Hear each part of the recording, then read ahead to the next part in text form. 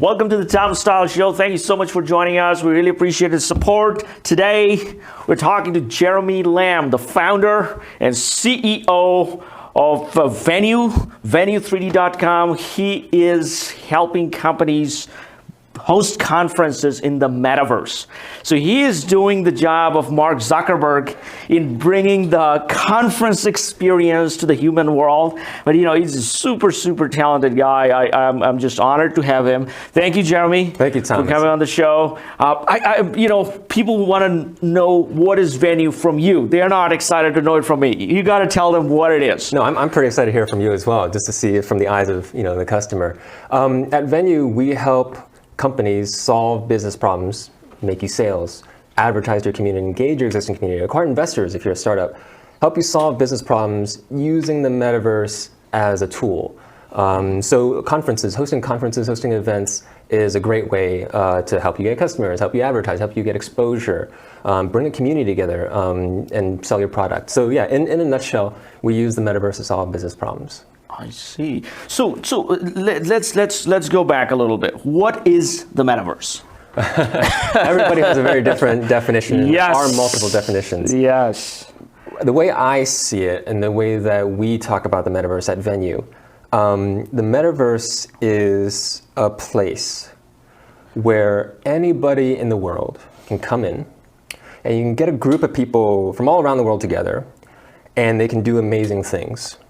So we come from it from an event standpoint. So let's maybe back up and just think about an in-person event, an in-person conference. Yeah. If you work, then you've probably been to some sort of conference. Regardless of what industry, tech or auto or healthcare or whatever, you've been to a conference. Why do we go to conferences? To meet people, to see what people are working on, to find our next customer, to find our next partner, find our next investor. That event creates a lot of value, these connections, meeting people. But there's a big cost to in-person conferences, right? You have to fly, you have to hotel, the time cost, spending a week or two away from work and family. So then we thought, what if going to a conference can be as simple as clicking a link? So that's what we use the metaverse for. That's what I mean by metaverse, is bringing people together just like you would in real life. Yeah. Getting to walk around, so there's a 3D element there, right? So getting to walk around in a 3D environment, bump into people, have these spontaneous conversations. Imagine, you and me at a conference and I overhear you talking about your show and I go, hey, that's really interesting. Tom, tell me more about your show. I'd love to be on. But we can do that in the metaverse. I can bump into you in the metaverse at an event like this. Yeah. So it's just a click, just like a link, a Zoom link. Exactly. You click and then you go. You can walk around. You can meet other people. You can socialize. You can present yourself. This is absolute, and the cost is very minimal. Yeah. Because you don't have to rent the hotel. You don't have the whole flying people there and the ticket and the physical people. Now the one thing this is the first thing that comes to my mind. When people say, oh, this is amazing about metaverse, this and that, I want to see real human being, or even if it's in the metaverse, I want to see human-like people, people that are walking and talking more like human, not more like a cartoon. Yeah. Is that a possibility in near future? Or Possibility, it's a reality. Oh man, wow. So let me take a step back. You mentioned earlier a single click of a button. Yeah. What we do at Venu is we listen to feedback like that. And thank you for your feedback about, I want to be able to see people's real person, right? The single click was a piece of feedback that a lot of our customers gave. I don't want to have to fill out a form. I don't want to download. I don't know what a zip file is. I don't know where my downloads folder is. So we listened to the feedback of our customers and we made the experience a single click of a link to join. You just click your calendar link, just like a Zoom meeting, and you're in the metaverse. To your point just now, one of the big feedback was, hey, I want to be able to, we held a COVID trade show back in the height of the pandemic to bring together doctors and medical professionals into the metaverse to discuss the research, to discuss the pandemic, the treatment options, all their findings thus far, because it was still very new. And we had celebrity speakers, Dr. Sanjay Gupta, Chief Medical Correspondent of CNN, Dr. Celine Gounder from the US White House COVID Task Force, speak as our keynote speakers. And a lot of the feedback was, well, these are our celebrity speakers. They're people know them by face, people have seen them on TV. I don't want to just look at a cartoony version or avatar version of them. So just recently, and I can show you the video, we've developed a hologram speaker hologram keynote technology, where I basically at our last conference presented my keynote as a hologram, in this outfit. Actually, that video that you saw. I saw that. Yeah. Oh man, I love it. I love it. I love it now.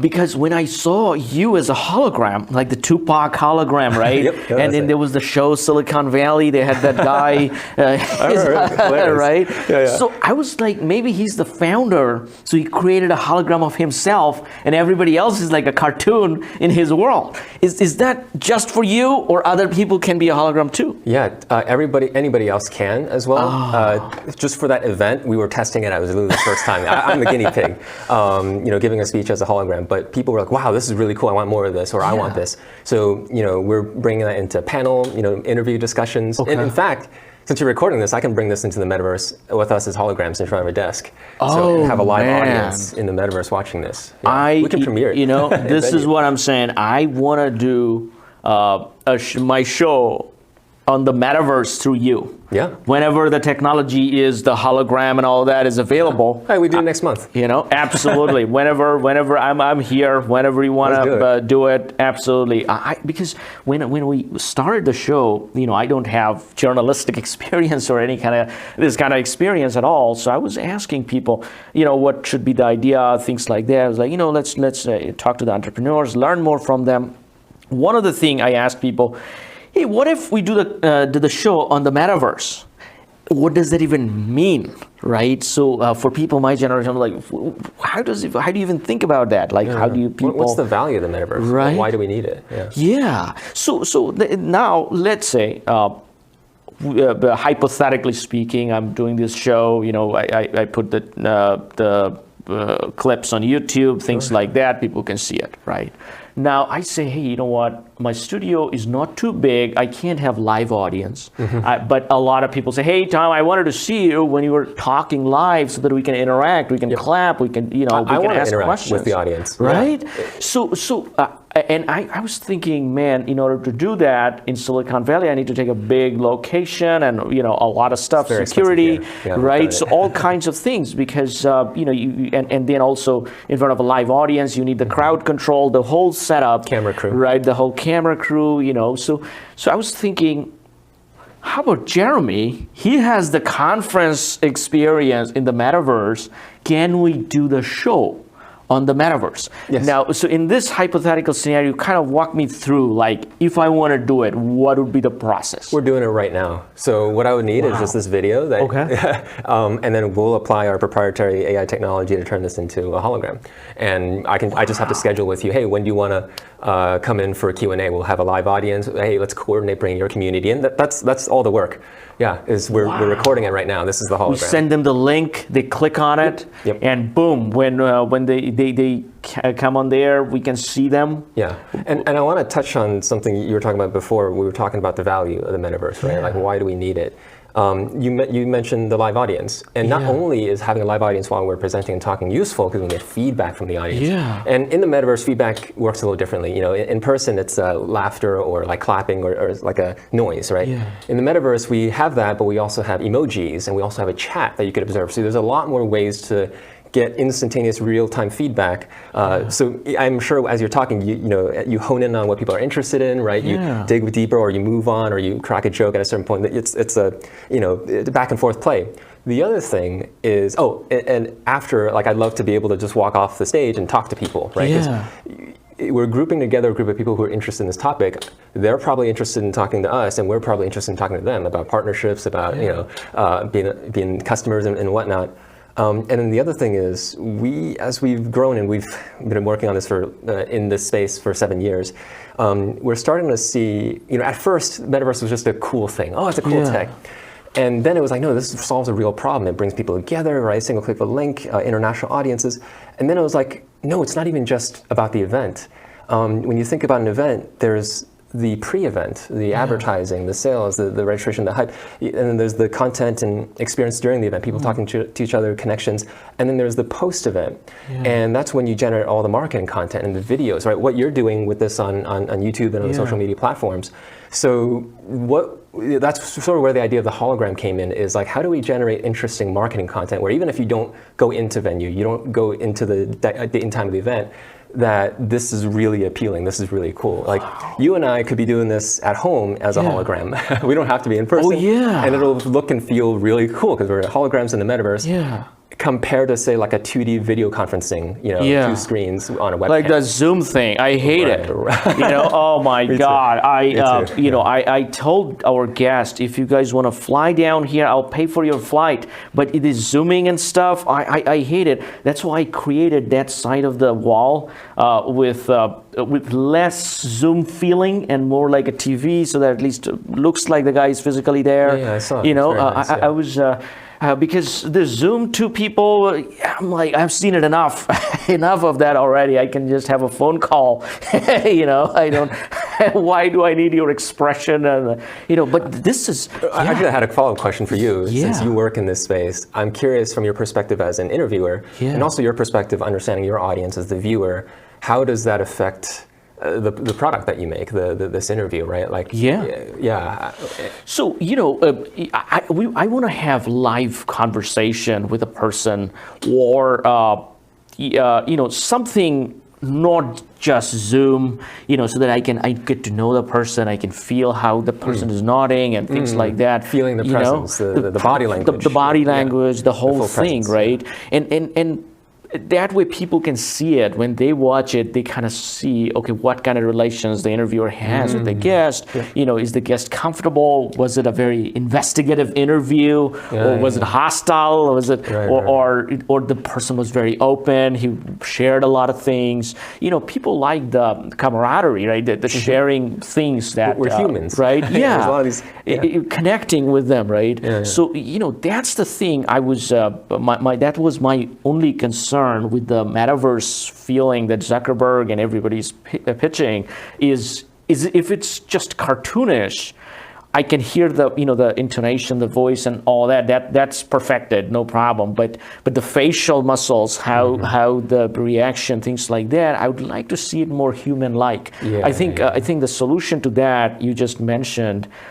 You need some video feed of that person to turn him to hologram using the proprietary AI, right? Multiple tiers of solutions. The hologram is something that we've been deploying, and it's been getting a lot of success and great feedback recently. I think there's definitely a huge feature there. There's another tier of solution, which is virtual reality. So virtual reality technology is getting more and more advanced and easier to access, much less expensive, much more affordable. And you mentioned body language is very important. VR does provide that body language, that sense of presence. I'm right in front of you. That does provide it. The facial expressions, it's coming. Facial tracking, all that's coming as well.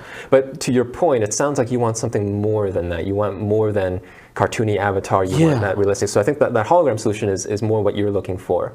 I will say, to represent the other side of the user base, there are people who prefer. Have you ever been on a Zoom call, not with these professional interviews, but like just a casual Zoom call, and the person doesn't turn on the webcam? Oh man, so many times. And that's a user base as well. And there's people who prefer not to show their own face for whatever reason, right? Because they just want to experience the show. Right, they don't. They're probably sitting at home like this, and that's very valid. People want it to be easy. They don't have to prepare and They don't have to worry about any of that. Just click and get me in. And so the metaverse allows for all those different types of users. If you want the full hologram, we'll give you the full hologram. For somebody else who wants to, the body language, they can use VR. For people who, just get me in. Don't look at my face. They could use the avatar, the cartoon avatar. So it supports all those different types of use cases. So one other thing I kind of feel it. I don't know whether, some people are in the VR group, some people are in the AR group,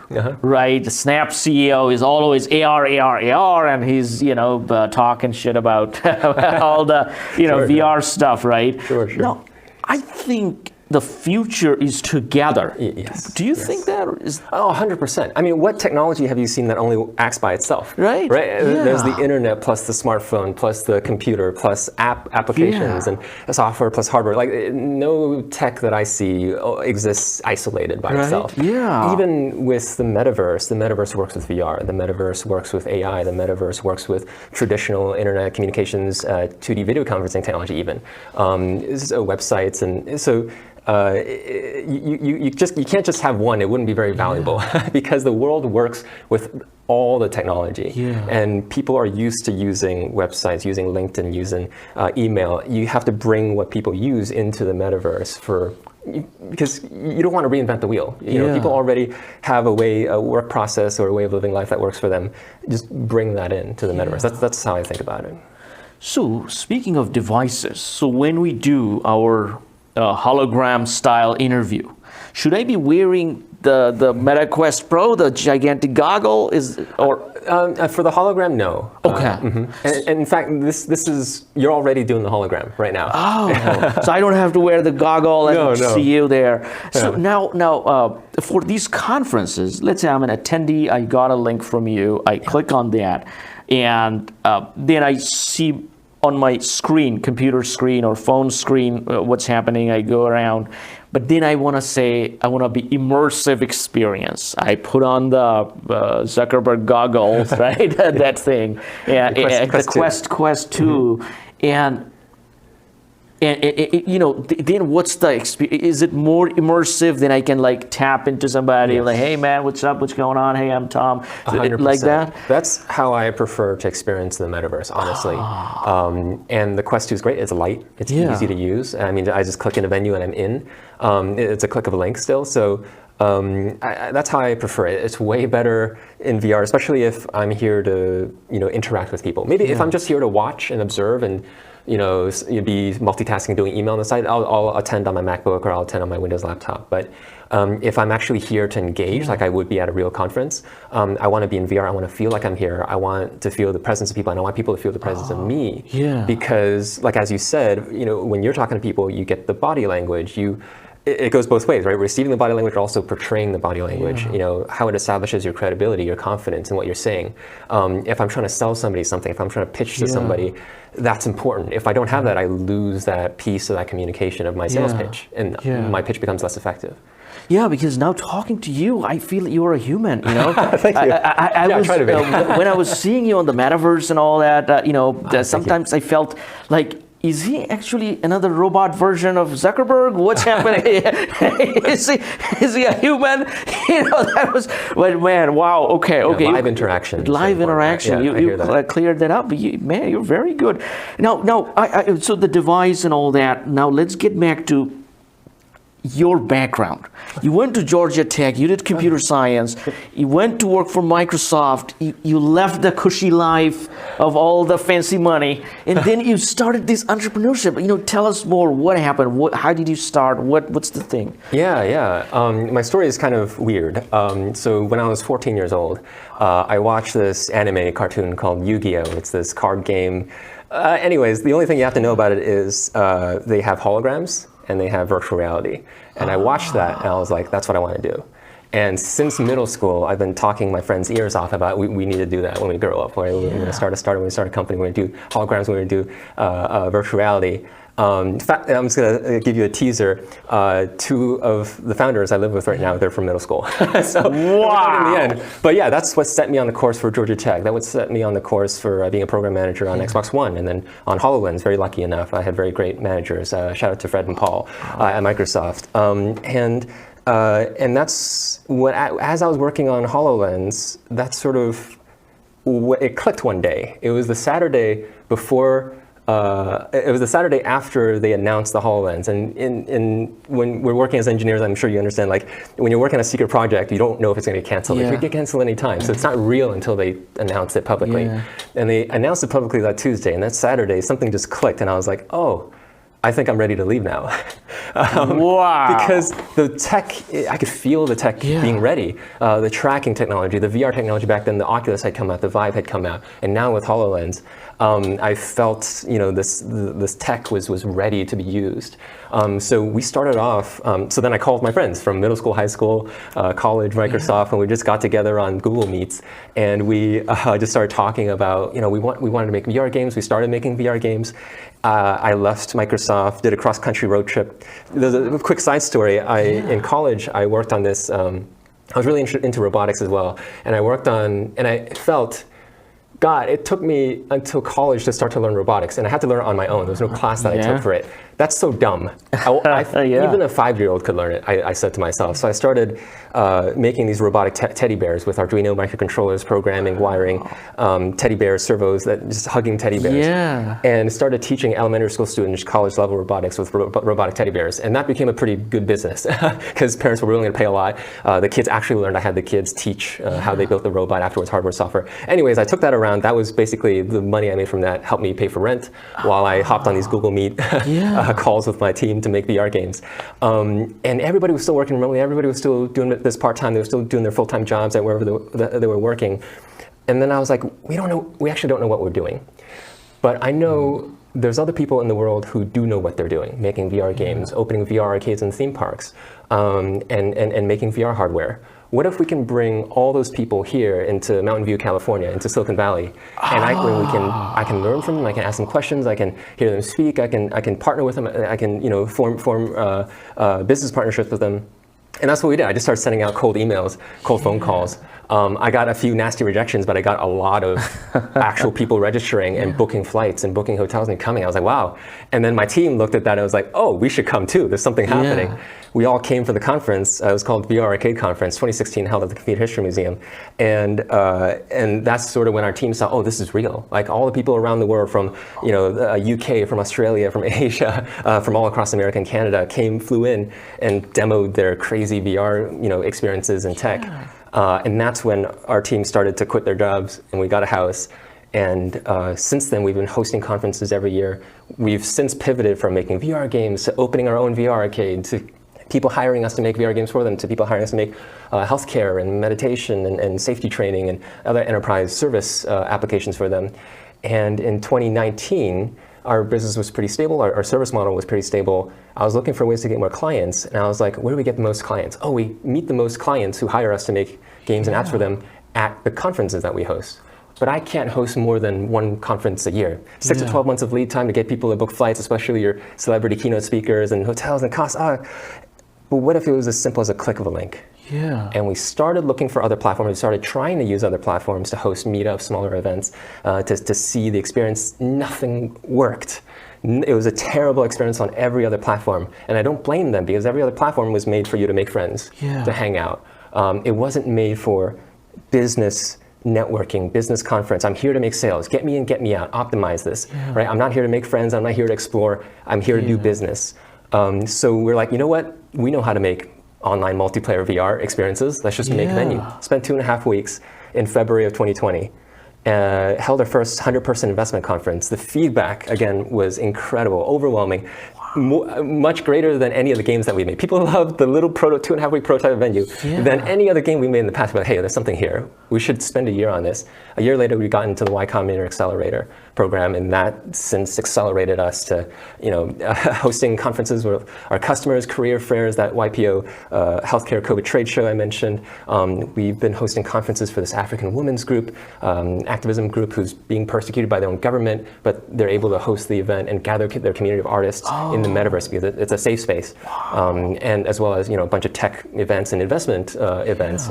So connecting Y Combinator start founders with investors. So yeah, that's our journey. Man, here, that is a fascinating story. Wow. So this is your lifelong dream to build this hologram and the whole 3D world together. Yeah, it's funny how it comes full circle. Wow, it's a full circle. Now, the thing is, so now, are you guys still doing the VR arcade game development, those things, or that's done? When Venu took off, we were like, let's focus 100% on this. 100% on this. Otherwise, you'll be too diversified. And that was, we made that decision February, right after our first 100% conference of 2020. April of 2020, everybody's in lockdown, and that accelerated our plans a lot as well. Everybody needed to host events with us. So this is because the pandemic kind of, but people will be thinking that you started it because of the pandemic, but you actually started before the pandemic. Before, yes. And the pandemic came along, it kind of accelerated you just like it accelerated Zoom. Absolutely. And gave people the idea of what it is, right? What it means, right? We were geared for an uphill battle because before the pandemic, we were, we have to explain to people what a virtual event is or what a virtual conference is. But 2 months later, everybody knew what a virtual event was. Everybody knew what virtual was. Everybody had to have a laptop, right? So and had to work from home. So a silver lining was it did accelerate. Yeah, it's a lot. Wow. So now your team. Do you have like a dedicated few people, or you were the only one dedicated? We have our founding team. We all just work out of our house in San Jose. Wow. Yeah, we live together. We're basically a family now. We've gone through all these pivots. So all of you together coding, just like I did a show on the Mr. Beast. He has the whole team together. They're all doing things. He can check up on them, and so I think that's part of the startup experience too. Yeah. Right? It's being lean and scrappy. Yeah. It's working with your friends and people you love working with. We've basically become family now. Wow, man, that's so. Yeah, this is, and if anybody says, "Hey, I want to," let's say an investor you're pitching, and the investor says, "I want to see it," but I live in New York. I'm in Manhattan. I don't want to fly down. You just give him the experience through your metaverse, send you a link. and he can just, whoa, okay, this is how you guys sit down. Okay, wow. I think in order to make it more mainstream, there needs to be more of a comedy style documentary on this, or a show might be too long, but at least some kind of documentary on this, not in a very journalistic way, but more of a comedy entertainment way, right? So I think because that's the biggest question for people, like how do I experience that, right? Because in this case, there is a thing that a conference is a group of people. So if you want to experience all by yourself, that's a difficult thing. So you gotta have that day. You can experience it when that happens, right? Yeah. So that's one thing. It's not like I go home. I'm like, oh, I want to experience Venu. Let's click. that I'm the only one who showed up. Nobody else. It's good and bad because. What an event does is it gives you a reason to use the metaverse. It's the value prop is not just, hey, check out the metaverse. No, the value prop is meeting all these people who are going to be here at the same time, and we've curated who's going to be in the room. They're all your potential customers. They're all your potential partners and investors. So I'd say it goes two ways. There is a lot of value in using the metaverse to bring a group of people together at the same time as well. Yeah, because all of them have the shared experience, right? They kind of remember each other, like, oh, that guy was in the metaverse. I'm curious to learn more about your comedic angle. I personally, just aside from work, am very interested in comedy as well. Oh, really? Comedy podcasts, comedy talk shows, just stand-up comedy. Man. I'm curious to hear, learn more. I'm not a comedian myself, but I love comedians. I love comedy, whether it's Jerry Seinfeld, whether it's the Curb Your Enthusiasm, or whether Andrew Schulz is killing it now. All the comedians, I have so much admiration for them, because they can bring in so much complex idea in a fun way. And I think in the tech world, that's what I wanted to bring in, because a lot of times I see you go on different interviews, talk to them, and they're asking you very straightforward questions. How is it going to help, and blah, blah, blah. Nobody cares, Nobody cares whether you become a billionaire tomorrow. Nobody is interested. People like, if you can show them something they can experience, or if you tell them something they laughed at, then they go, oh, yeah, that guy, I know him, So that's kind of, that's my very, very, lofty goal. If I can bring in that idea, the comedic experience. I'm 100% with you. I've experienced this personally with the news. Right? I never watch the news, but I would get news information via comedy, right? Yes. Via talk show like Stephen Colbert. And,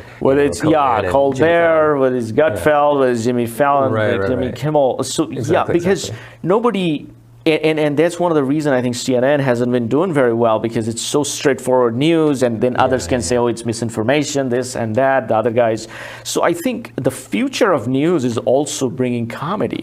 Even, Fox News does very straightforward things, but now they're pivoting to Gutfeld a lot. And the most people, I think, because of the comedy they're trying to bring up, right? I think Silicon Valley, the show was very comedic, but that was good. but that always portrayed the nerdiness of things, right? Yeah. But so that's what I also thought when I saw your metaverse and pitch and all that. I'm like, this guy's a robot, you know. But now talking to you, I'm like, oh man, he's just like us. He's a human being, you know. He laughs at jokes, you know. It's not like he's just pitching everybody, right? So I hope I can bring that to the guests, to the people that are watching, and you know, they would say, oh man, I can connect with him. I want to invest in him, or I want to use his product, or I have some company conference coming up. Let me use his venue to do that. Right, because the thing is, people. One of the videos I did with the influencer products, right? Because when you were talking about Coca-Cola and Pepsi and all that, you don't know who the owner is because they're just so old, right? You might even know some of the shareholders, but they are also another corporation, things like that. Whereas these influencers, Mr. Beast, his face is on the cookie, or so tangible, right? You kind of like have a conversation that, that's from Dwayne "The Rock" Johnson, or you know, it's more human, right? Yeah, exactly. Because otherwise people would say Venu. I'm like, okay, what Venu? What are you talking about? Oh, Jeremy Lamb, the Venu guy. You know, I know him. You know, I know his vibe, right? It's just that feeling. People remember the face, and that's why we cheer for people, right? Like when Elon Musk was going up, he was doing difficult things with the rockets, and so we're like, give him all my money. Just you know, he's trying to solve problem. Let's go, right? We are more. We want to back the people with a face that are trying to solve a difficult problem.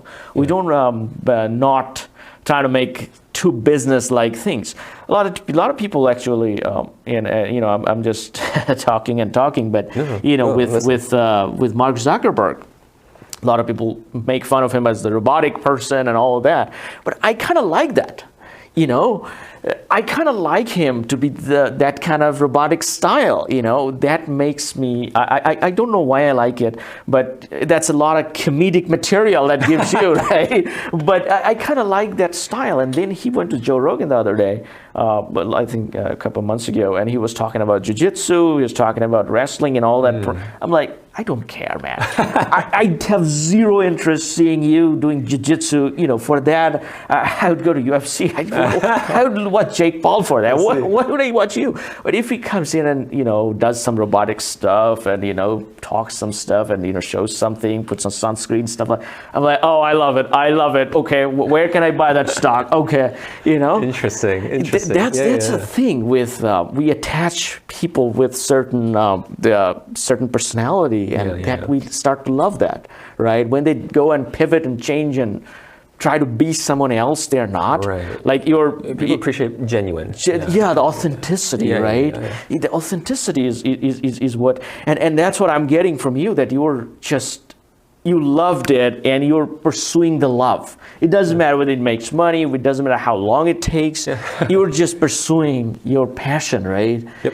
This is so amazing, man. So now, you know, regarding financials, investments, things like that, what kind of phase are you in? Are you pre-seed or you seed? What do you? This is where I might get a little more robotic again. That is fine. I love that. So many times since my seed, but yeah, we're in seed. We're raising our seed round. We've raised over 600K.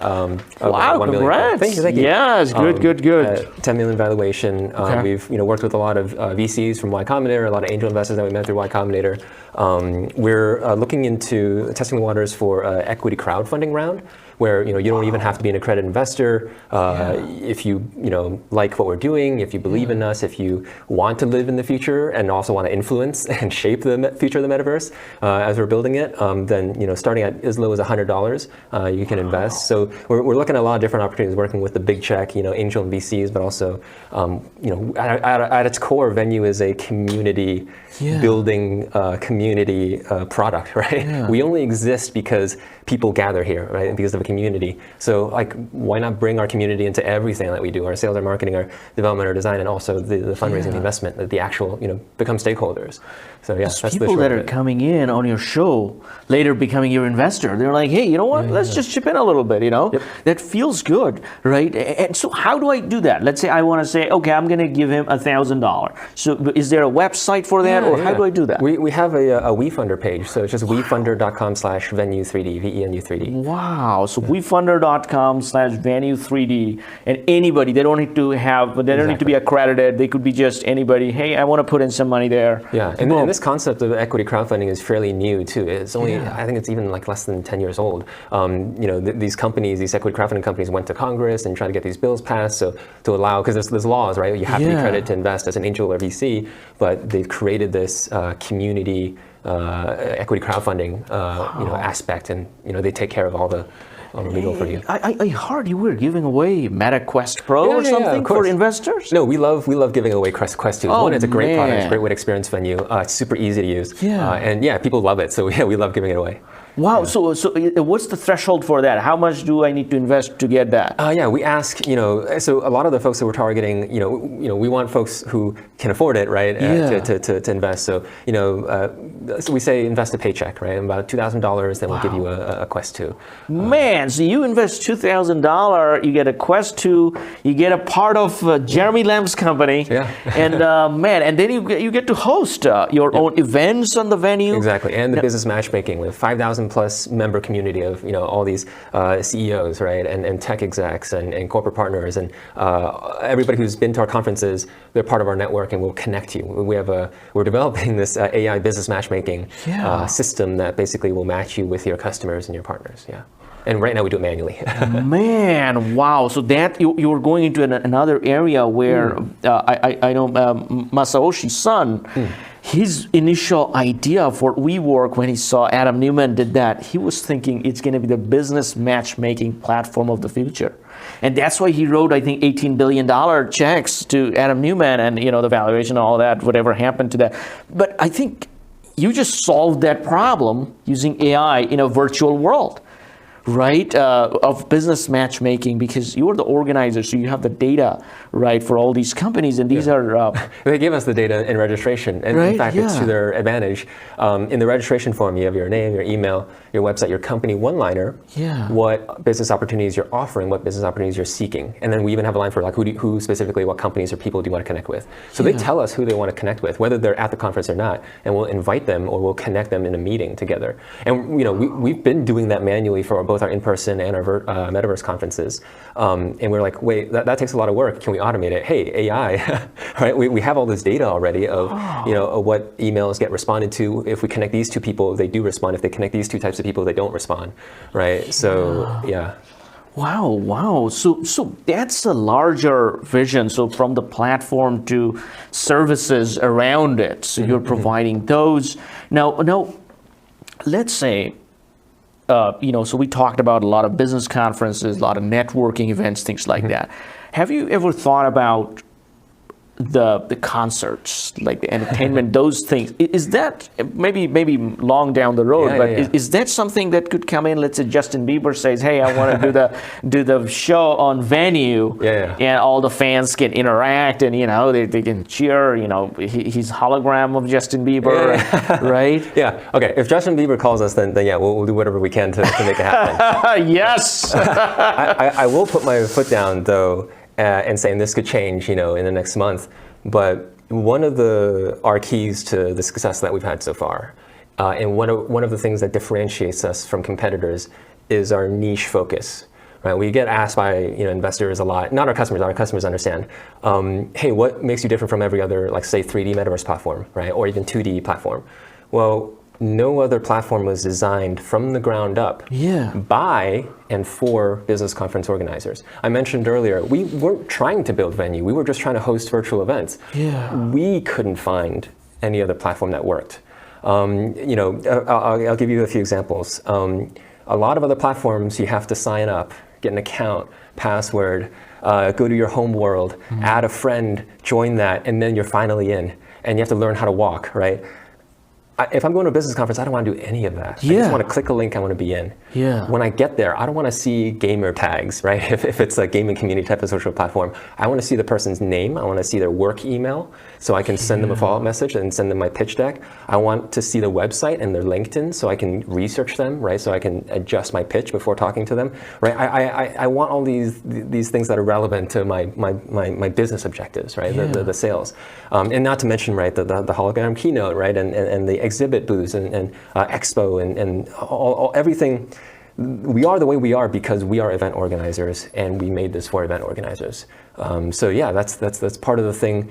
That's part of the thing that's been driving our success. Part of the reason why customers, whenever they hop on a call with us, they go, "Oh, Venue's a no-brainer, right? No other platform has what we need as much as Venue does," and because we understand the customer, because we are the customer.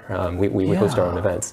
So, would we? There's a lot of very exciting, developments in the metaverse, ways that you can use the metaverse. Concerts. I love going to metaverse concerts. It's amazing. Live DJs, live performers. It's amazing. Festivals and all these social, right? Like meeting friends and things like that. It's been proven the metaverse can be used to help you connect with people in a social setting, make friends, make these real connections, even like romance, dating matchmaking, right? So, but for us, we're solving our niche markets so well because we've been so focused on this niche, and we're gonna keep, our plan is to keep doing that till we're everybody knows us as the #1 business conference platform, and once we feel like we've owned everything there, then we'll go, okay, what else can we use this for? But we're very customer focused, so if a customer is hosting a career fair, for example, with us, right? And then they go, hey, in addition to the career fair, can you make us an interviewing space? Can you make us a job board experience? People will walk through and learn about the job opportunities.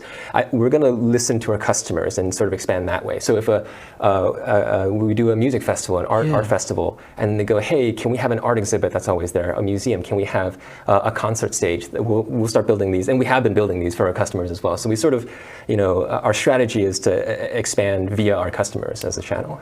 Wow, so those are custom solutions, and a lot of your corporate clients would be like, hey, we want our logo, we want our theme to be there. Fully customizable. Fully customized, and so people can experience that, and wow, this is a, I was kind of skeptical when coming into this, but now I'm fully sold. I'm thinking, I'm not just sold, I'm thinking, how can I use your platform to solve my problems? To bring our people, because our people are all over the place. They're in New York, they're in Texas, they're in Dallas, they're in different parts of California, they're in Seattle, many communities, they're in Shanghai, right? So how can I bring them all together? And this is a place we can use Venu, and we can even do concert, we can do best practices, we can do the networking, things like that, and connect all of them together. And I want to learn more from you about how we can bring in that comedy documentary, right? So there's a mutual. Oh, thank you. That's wow. This and bringing your community into the metaverse. No, this is fascinating. Now, this is so we talked about the finance. We talked about So what are you working on right now? That this is where I'm putting my energy. What's the current phase you're working on? Two things. One is a focus, and the other is an investigation. The focus is we're constantly marching towards our product market fit. And every time we host an event for ourselves and for our customers, we get feedback. What went well? What didn't go well? What can we keep investing in to go deeper? What do we need to fix or add to fill in a gap? What are we doing manually that people love and we need to automate, either with automation or with AI? And so that's how we arrived at the holograms, and we're going to continue expanding that because people have been loving it. We are going to make it so easy, not only for you to attend, which you can today with a single click, but for you to host an event with a single click. Right, because right now you have to hop on a call with us, and we got to understand all that's going to be on a website, and we're building that with AI as well. So and speaking of AI and investigation, just in the last few weeks, I'm sure you've been following, AI has been blowing up. And it's not even like a hyperbole. It's like really actually useful applications and services and software is coming out. and we're finding real uses for them. Yeah. And so, the business matchmaking I mentioned, the hologram was generated with AI. Doing sales and marketing with AI, doing development, and web development with AI, doing 3D modeling and 3D environment creation with AI. So that all becomes really relevant for us because, everything we do manually today, we hop on a call. How many people do you need? How big do you need the venue? What do you need in your venue, right? Speaking space, 2 auditoriums? Okay, how many expo booths do you need? What kind of theme, what color, what banners, what logo branding? What do you want to be in outer space? Do you want it to be, how do you want the shape? All of that we're doing manually, and it's been very difficult to automate, although we've been automating it. But AI can do it in seconds. So that's what we're investigating.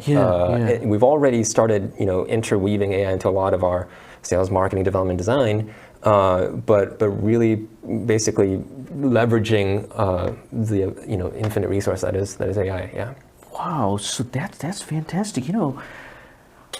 Everybody talking about ChatGPT nowadays. Yep. My pizza delivery guy was telling me he can learn things from ChatGPT in terms of what he's studying for finance and some of the things, and the chatbot is creating a curriculum customized and personalized for him.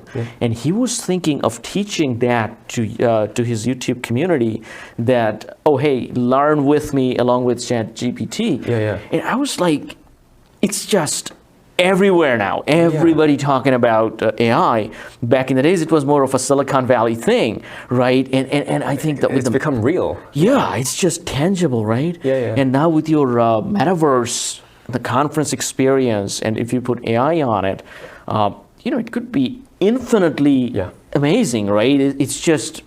And the only problem with that is you have to fix the problems as fast as possible before applying AI on it. Otherwise, the problems might go all over the place. So. And the way I see AI is, and this is my personal view, and I'm sure it'll change as AI evolves, is AI works the best when a human has an idea of a problem that matters and a solution, and uses AI. Like if we had an idea, we're founders of a startup, right?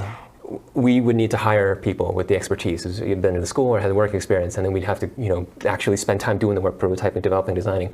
But what if we came up with the idea and we can just ask the AI to do all of it, right? Not only do the development and design, but do the sales and do the marketing. In fact, like today, our AI is making marketing material for us. Our AI is doing sales outreach, email outreach for us.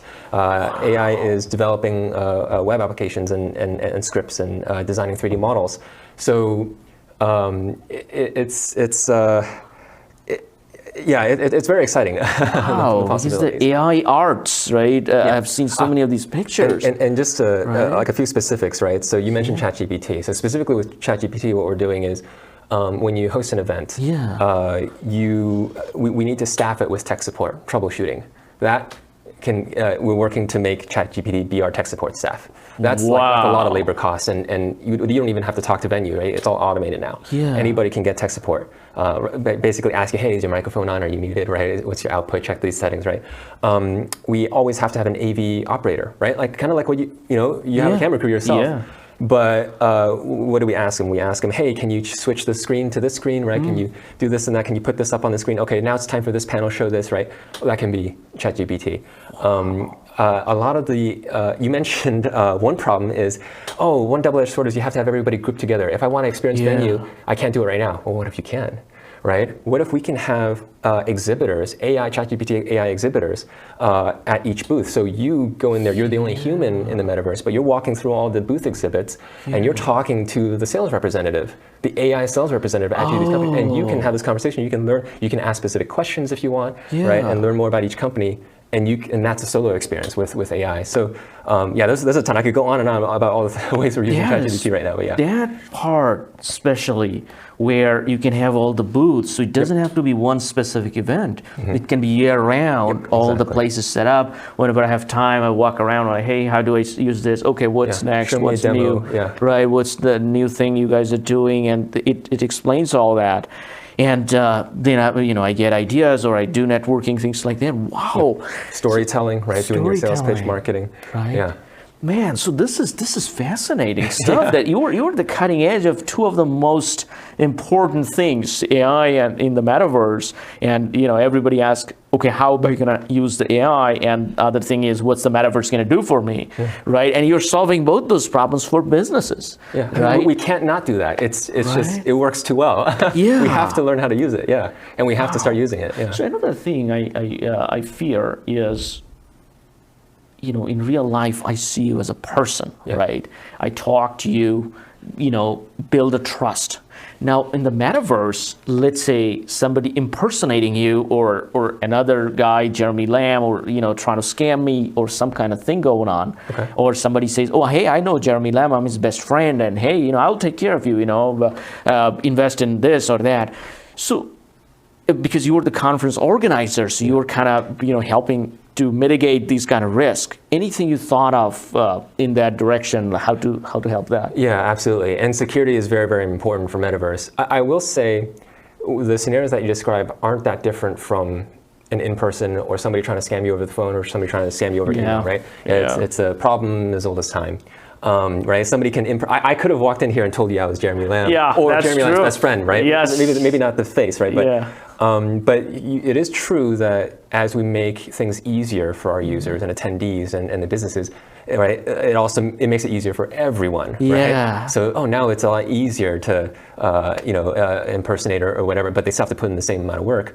I'm not going to just say I have all the answers. Right? No. Being on the cutting edge of technology, you also are on the cutting edge of all the problems as well. We have a security system, an automated security system.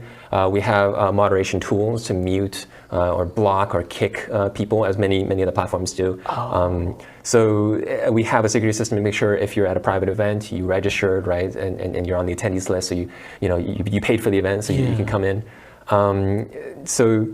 That's what we have today. Also, you can use the AI tools that you're developing. If you see some spammy action going on, boom, your AI tool can detect and take that out. Yeah. And I really believe in not reinventing the wheel, right? There is authentication and accounts and that type of tech that is there, that is best effort, right? As security. So we will employ all of those as well.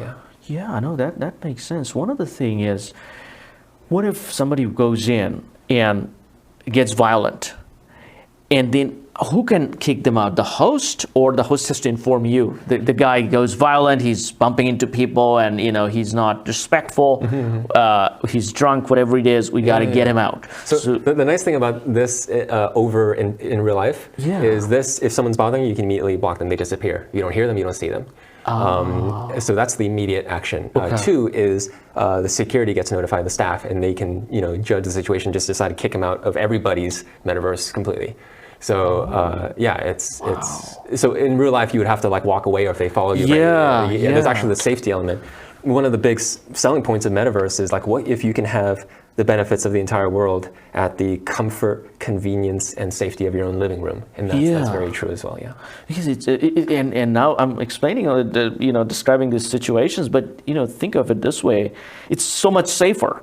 Let's say the guy is shouting whatever, he's not attacking me. I'm sitting in my living room, right? So it's so much safer than a physical place. If it was happening, the physical security has to come. By the time they come, the guy might have done some damage, right? So wow. And security can teleport to the person, or observe it just in a menu, right? Like this, they don't even have to walk over. They can, I think, wow, man, you are the future. You just gave me another idea: AI security. There we go. Because right now we staff security as a human, but you're right. It could literally be instant, and AI could assess if this person is. Wow, man, I love this. I love everything. Now, before I let you go, I gotta ask: do you have any words of advice for young entrepreneurs, people that are watching you, they want to be the next Jeremy Lamb, they're watching you on YouTube, they're like, hey, you know what, I want to be him, I believe in this, either they want to work for you, or they want to create something that could be an extension, some modules for your venue, things like that. Any words for them? I thank you, Tom. I want to be careful with giving advice. I'll just say what I've learned is I've learned to follow my gut. If we talked a lot about passion and things we love. That hasn't led me wrong so far. I have enjoyed following my gut. I've had a lot of fun. I've made a lot of progress. I've learned a lot through experiences. I've learned a lot through the mistakes and the failures I've made. I've made so many failures. Like, it's easy watching TV shows to go, oh, I'm going to be successful, right? Here's the plan. Here's everything I'm going to do. Success, success, success. But I don't know if reality really works that way. No. As I'm getting older and older, I'm starting to realize success is the thing that comes after a bajillion failures, and you have to fail and learn, fail and learn, fail and learn, and that's really what the journey is. I don't know if it's really failure. It's just your journey to getting to your success. So yeah, I would say yeah, I follow my gut. I follow my passions. I do what I love. Life is good. Life is hard. Life is very hard. You don't have to do it if you don't want to. But if you hear, oh, startup life is really hard, I fail a lot. I'm going to make a lot of mistakes. It's super stressful. There's a lot of really hard problems I have to solve and maybe can't solve. If that's exciting to you, when you hear that, then I think you'll have a lot of fun going for it and taking the leap. So, just as I did. So, yeah, and then just, if you're interested in Venu, come check out our website. You can contact me. So the website's venu3d.com, venu3d.com. My email, Jeremy, Jeremy, at venu3d.com, venu3d.com. If you're interested in learning about, investing in Venu, shoot me an email, or you can check out our WeFunder at venu3d.com. Yeah, and if you're interested in exploring how you can use the metaverse as a way to advertise, market, build your brand, sell, acquire customers, or get investors, come talk to me. Jeremy at venu3d.com, my email. It's open. Man, thank you, Jeremy. So much, that was awesome. That should be like a short. That would go viral. Jeremy's words of advice or words of wisdom. Thank you so much. I learned so much from you, and thank you for watching us. And let's get involved in Jeremy's venture to conquer the future. Excited.